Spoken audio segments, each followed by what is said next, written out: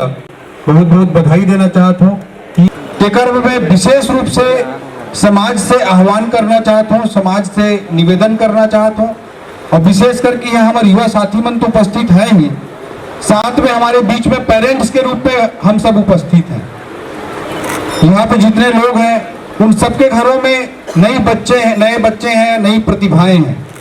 उन सबकी दृष्टि से मेरा आप सबको आह्वान है, सबको निवेदन है कि आप लोग अपने बच्चों को पढ़ाने पे विशेष रूप से ध्यान दें कि आने वाले 20 सालों बाद क्या होगा उसको समझ करके अगर हम अभी से अपनी आने वाली पीढ़ी को उसके अनुरूप तैयार करेंगे तो निश्चित रूप से मैं दावे के साथ कह सकता हूं कि हमारा समाज न केवल भारत छत्तीसगढ़ में, न केवल भारत में, बल्कि पूरी दुनिया में अपना आधिपत्य स्थापित कर सकता है। दुनिया किस तरह से परिवर्तित हो रही है इस बात को देखना और समझना आज समय की सबसे बड़ी जरूरत है। 100 रिचेस्ट लोगों की आज दुनिया में अगर सूची बनाएंगे तो उसमें 80-90 लोग ऐसे मिलेंगे जिन्होंने कुछ इनोवेशन किया, कुछ नया किया और उसको एक सही डायरेक्शन में लेकर गए। उसके कारण से आज वो दुनिया के 100 रिचेस्ट लोगों की सूची में है। हम सब लोग एलन मास्क का नाम सुनते हैं, हम लोग वॉरेन बफे का नाम सुनते हैं, हम लोग स्टीव जॉब्स की बात करते हैं, बिल गेट्स की बात करते हैं। इस तरह के डिसरप्शंस हो रहे हैं पूरी दुनिया में, बड़े बड़े रिवॉल्यूशनरी चेंजेस हो रहे हैं और इन परिवर्तनों को जो समझकर उसके हिसाब से अपने बच्चों को, अपनी आने वाली पीढ़ी को तैयार करेगा वही आगे बढ़ेगा। आने वाला भारत 21वीं सदी का भारत पूरी तरह से नॉलेज बेस्ड सोसाइटी होगा, ज्ञान आधारित समाज होगा और इस नॉलेज बेस्ड सोसाइटी में जो नॉलेज बेस्ड वर्किंग करेगा, जो इनोवेशन बेस्ड वर्किंग करेगा, वही समाज को और देश पे राज करेगा। इस बात में कतई हमको संदेह नहीं होना चाहिए।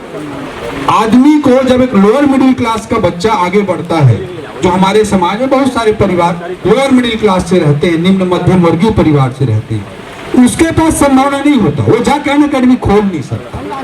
वो चाहे कि मैं बड़ा क्रेशर खोल लूं तो तुरंत चालू नहीं कर सकता, वो चाहे कि मैं राइस मिल खोल लूं तो तुरंत चालू नहीं कर सकता, वो पेट्रोल पंप नहीं ले सकता, वो चाहे राजनीति में जाना चाहे तो उसको राजनीति में जगह तुरंत नहीं मिल सकती।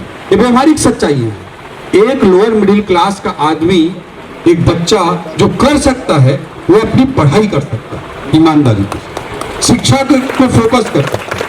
तो अगर वो ईमानदारी से पढ़ाई करता है तो शिक्षा उसको इस स्टेज तक लेकर चली जाती है जहां से वो नया इनोवेशन कर सकता है। जहां पहुंचता है तो उसकी आखिरी मंजिल नहीं होनी चाहिए, वो मंजिल एक पड़ाव होना चाहिए अगले मंजिल तक आगे बढ़ने का।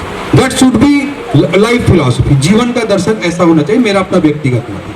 तो एक लोअर मिडिल क्लास का बच्चा, एक लोअर मिडिल क्लास के परिवार के बच्चे को हमारे समाज में बहुत सारे लोगों में, आपके घर में ऐसे होगा और सबको लगता हुआ रिस्क कैसे लें, कैसे करेंगे, आईएएस में सिलेक्शन नहीं हुआ तो क्या करेंगे, इस तरह के डर से निश्चित रूप से सामना करना पड़ता है। तो मैं यही कहना चाहता हूं कि सबसे पहले अपने बच्चों को अच्छा एजुकेशन दें। अच्छे एजुकेशन के माध्यम से वो बहुत अच्छी जगह तक पहुंचेंगे और बहुत अच्छी जगह तक पहुंचने के बाद वो नया कुछ कर सकते हैं। कुछ बड़ा करने के लिए हमेशा रिस्क लेना पड़ता है और रिस्क है तो इश्क है रिस्क है तो इश्क है। तो जिंदगी में हमेशा खतरा उठाने से कभी डरिए मत। और अगर आप सरस्वती के सच्चे उपासक हैं तो आपको जीवन में कभी कोई समस्या नहीं आ सकती। आपको अपने आप के ऊपर भरोसा करना है, आपको किसी पद किसी ओहदे के ऊपर भरोसा नहीं करना चाहिए, आपको अपने आप के ऊपर भरोसा करना चाहिए।